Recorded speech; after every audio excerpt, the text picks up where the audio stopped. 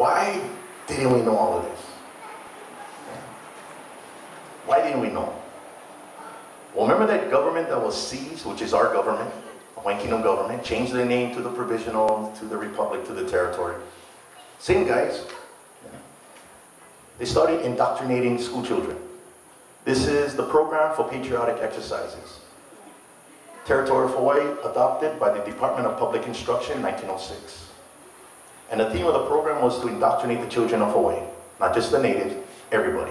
And they converted all the schools, now these are public schools now from the kingdom. They converted the schools into English immersion schools. Interesting when you hear that, English immersion.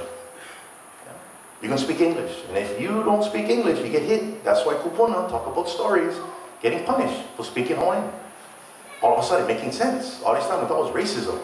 Oh, it was some racism, but actually it was indoctrination. That was part of a policy. Here's one of the pamphlets going on. Speak English, the language of America. Now what's interesting is, 1 year later, in 1907, there was a, Harper's Weekly magazine from New York sent a reporter to Hawaii to do a story on this. And they visited Ka'iolowalu Public School, Ka'ahumanu Public School, and Honolulu High School, before the name was changed in 1911 to McKinley High School. Okay. So they visited Ka'iolowalu Public School, where 614 school children, at the order of the principal, started marching in unison. 1st grade to 8th grade. And the reporter is saying, what's amazing is they look like it's military formation. This is 1st grade to 8th grade. We can't even get guys in basic training marching good. And they're 18 years old. These are young kids marching. Yeah? And then lining up in front of the American flag. And at the order, they salute. And they salute like this. Kind of eerie, look like kind of Hawai'i Aloha. That's the picture. 1907. Under here it says, they yell in unison, we give our heads and our hearts to God and our country. One country, one language, one flag. This scene shows a salute to the American flag, which flies in the grounds of the Ka'iolowalu Public School, which has many Japanese. They're scared of the Japanese because that was a rising power, especially after the Russo-Japanese War of 1904. The drill is constantly held as a means of inculcating patriotism in the hearts of the children. That's my tutu's generation. Inculcate. You know what the word inculcate means? That means indoctrinate through repetition. That's inculcate. That's brainwashing. That's pretty heavy. I saw that and I'm like, oh, we fight against countries that do that. And here this thing happened in Hawaii. And we didn't even know. So by the time it gets to my dad's generation, it's already institutionalized. There is nothing about Hawaii's history. Everything is red, white, and blue. Star Spangled Banner. I pledge allegiance to the flag, to the United States of America, for which it stands, blah, blah, blah, blah, blah. That's all we knew. By the time it got to me, it was beyond institutionalization. It was just a reality. That's why after commitment, I went to a military college, New Mexico Military Institute, get my commission as a 2nd lieutenant. I like play army, like my uncles. And then the rude awakening. Huh? The Matrix. Yeah? Keanu Reeves, the Matrix. Just took the red pill. You know, it's funny, Jimmy Kimmel, 2 nights ago, had Keanu Reeves on because he has that new movie coming out of. See, Keanu's my cousin. So we're both named after my grandfather. My grandfather's name is Henry Keanu Reeves. That's my mom's side. Okay? So we're the same age, 50 years old. So we used to play together when we was young. About 10 years old, 9 or 10 years old. He used to come visit with Auntie Momi, him and his sister. And my tutu would hook us up because we both Keanu. Yeah? So Jimmy Kimmel asked the question. Okay, I'd ask this question. Have you ever met another Keanu? He goes, yeah, my cousin. And I'm watching the TV, I'm like, hey. He goes, yeah, I'm Hawaiian. We get plenty cousins. That's what he says. Then he says, last time I met Keanu was 9 years old. Yeah? And I went, wow, Keanu, hey, how are you, Keanu? And I did the same, hey, Keanu, how are you, Keanu? What's funny that he was on TV, so that was pretty cool. He never forgot. But this is my grandparents' generation. That's important to know. That's why my tutu said, the least you know, the better you off, because you get hit. That's where that was coming from. Now, this is something very similar to what took place in Europe during World War II. What happened in 1906, we call this Americanization. That's Americanization. Okay. What happened in World War II? It's called Germanization. And this is the indictment for the Nuremberg trials, okay, against Nazi war criminals. Count 3, war crimes. Germanization of occupied territories. Watch when I read this. Sounds pretty similar to Hawaii. In certain occupied territories purportedly annexed to Germany, the defendants methodically and pursuant to plan endeavored to assimilate those territories politically, culturally, socially, and economically into the German Reich. The defendants endeavored to obliterate the former national character of these territories. In pursuance of these plans and endeavors, the defendants forcibly deported inhabitants who were predominantly non-German and introduced thousands of German colonists. This plan included economic domination, physical conquest, installation of puppet governments, purported lawful annexation, and enforced conscription or drafting into the German armed forces. This was carried out in most of the occupied countries, including Norway, France, Luxembourg, Soviet Union, Denmark, Belgium, and Holland. Luxembourg and Belgium were neutral states, just like Hawaii. What the Germans could not accomplish in 6 years, from 1939 to 1945, look what happened to Hawaii from 1906, and where we at now. If nobody helped the people in Luxembourg, back then, today they would all think they're Germans. And they're speaking German. That's the reality. Sorry. Thought I turned it off. So, pretty heavy, huh? Bringing this information forward. So, if we're occupied, what are the rules of occupation? Well, the first rule is to maintain the status quo of the occupied country. You can't touch its territory, change its laws, or affect its citizens. Well, that's pretty much what happened. Yeah. Second rule is for the occupying country to administer the laws of the occupied country through a military government, similar to martial law that took place in Hawaii from 1941 to 1944. That's Article 43 of the Hague Convention. And that's done by a military government which takes over an already existing government in the occupied state. Military doesn't bring in all the military, just change the head called a military government. Same thing happened in Iraq. It's called the Coalition Provisional Authority. They took over the Iraqi government, but they just changed the head. They administered Iraqi law. They didn't do any of that in Hawaii. And the third rule is that occupations are regulated by international law and the laws of occupation, the laws of the occupying country.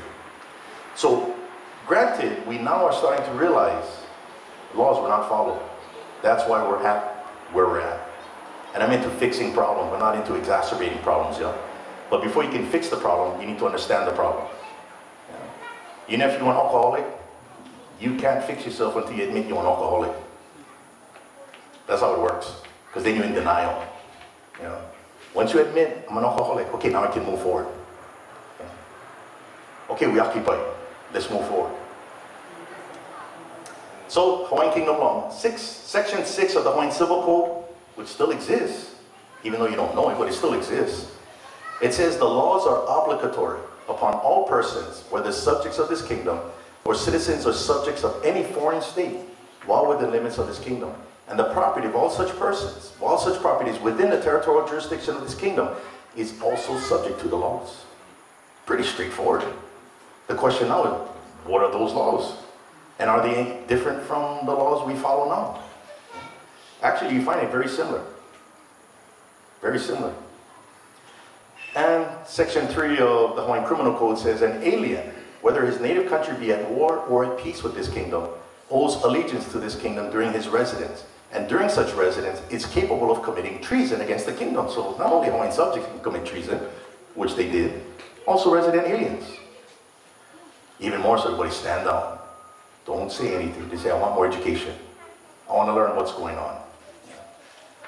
So what we have, what I shared with you here, was a lot of information. Kind of gets you rattled. Like, whoa, whoa, whoa. I believe you guys came through a wind tunnel. See, I went through the wind tunnel how many times? That's why I don't know him. I think it's gone. But you notice, I'm not angry. You guys notice I'm not angry, because I got a full board. There's a way to fix the problem. Yeah, there's a way to fix the problem. But it begins with knowledge, information. What kind of questions do you folks have so far? Because I'm sure we're getting into that point. Now what? What do you do? Yeah. Any questions? Yes. 1988, the Department of Justice issued a statement. What was the impetus for them issuing the statement? Why did they decide all of a sudden they needed to issue? Good question. So the question, if you didn't hear, was in 1988 when the Department of Justice came up with that legal opinion.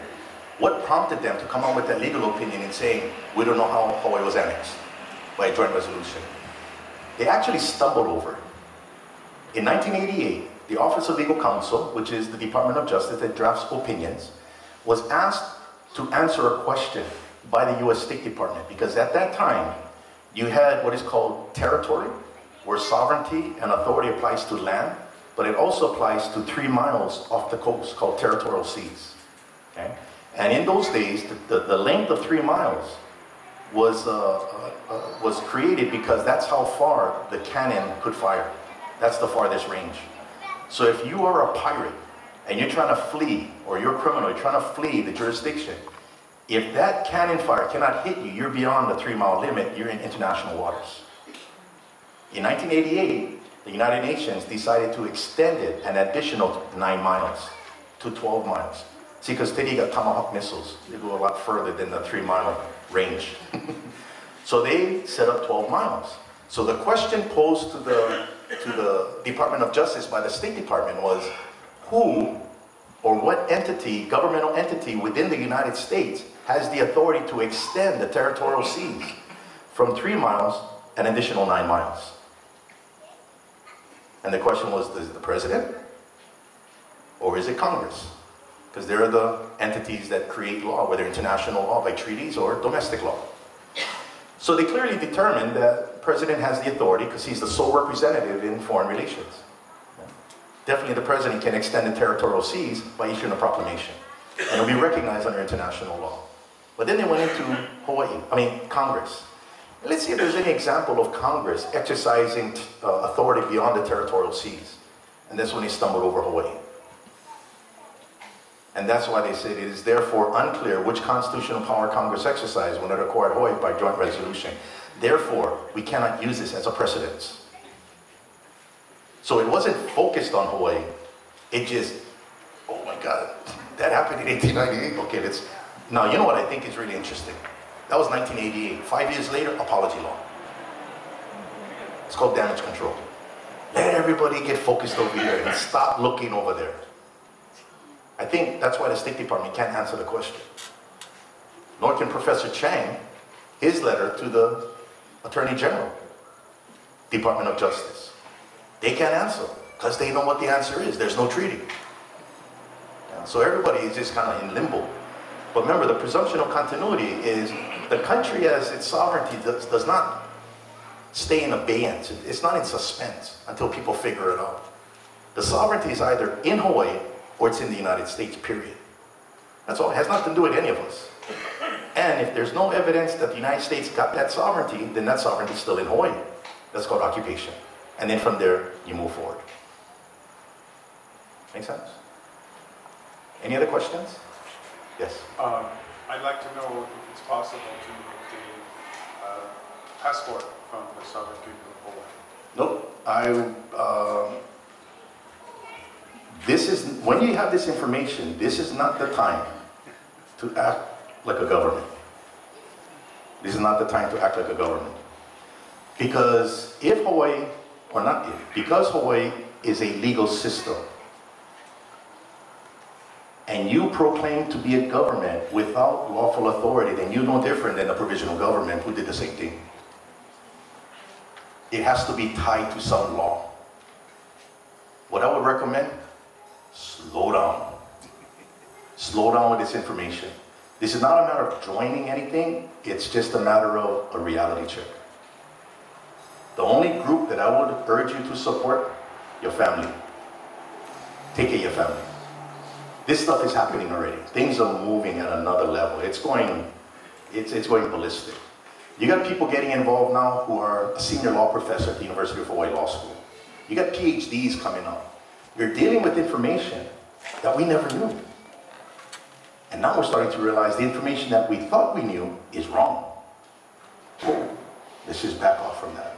So I would recommend don't pursue anything regarding that. But try to understand, how does it affect you? You know, how does it affect you? And that's what I want to show next. See, it's really an issue of individual mindset, not collective. Yeah, this is not a group mentality. You know, take my class, I grade you. You know, let me look at how you explain things. Let me look at what citations you use. See, that's what I want to see. I'm not into grandstanding because things are very serious now. The impact is profound. So when you say laws since 1893 are illegal, because State of Hawaii is illegal, Congress created it. Can't get away from that. The only way Congress can have authority in Hawaii is with the treaty. There's no treaty. That means it's illegal. Then the territorial government, created by Congress, their laws are illegal. Republic of Hawaii, the Aboriginal government, they're insurgent, they're illegal. What do you do about that? How do you fix that problem? You know? So we have to be careful not to pick and choose what we want. We have to understand everything in its totality. You know, and always open on different angles, because now it's affecting other countries. How are other countries going to be looking at this? So a comprehensive plan of action has to be determined to fix the problem. And not, hey, we'll go try this. That's like asking somebody to do brain surgery, and you're not asking the guy for qualifications. Oh, I know how to do brain surgery, really? What school you with? Have you been successful in brain surgeries in the past? Because I'm not about you to have you cut my head open because you like, try something. No, it's very serious, very serious. Did your hand go back up?